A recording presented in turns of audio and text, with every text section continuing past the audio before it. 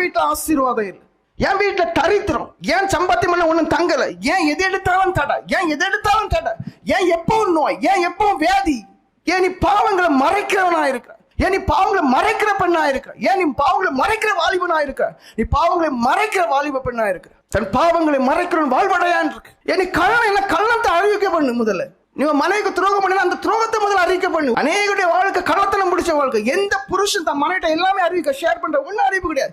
எந்த மனைவி தன் புருஷன் எல்லாமே ஷேர் பண்றான் கிடையாது. இருதயத்தின் நினைவுகள் பொல்லாதவைகளா இருக்கு. ஆனா யார் ஆசீர்வதிக்கப்பட்டார்? அவனுடைய ஆவியில், அவனுடைய சிந்தனை, அவனுடைய எண்ணங்கள், அவனுடைய யோசனையில் கபடே இல்லாதவர், குழந்தையை போல. பரலோக ராஜ்யம் யாருடையது? குழந்தைக்குரியது. அது சிரிக்குதா?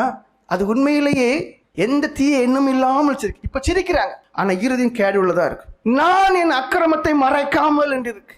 மறைக்காம ஜோம் பண்ணி பாருங்க. என்னென்ன எனக்கு பாவம் ஆண்டவர், என்னென்ன துரோகம் பண்ண எல்லாம் அறிக்கை பண்ணி பாருங்க, பெரிய மாற்றம் உண்டாகும்.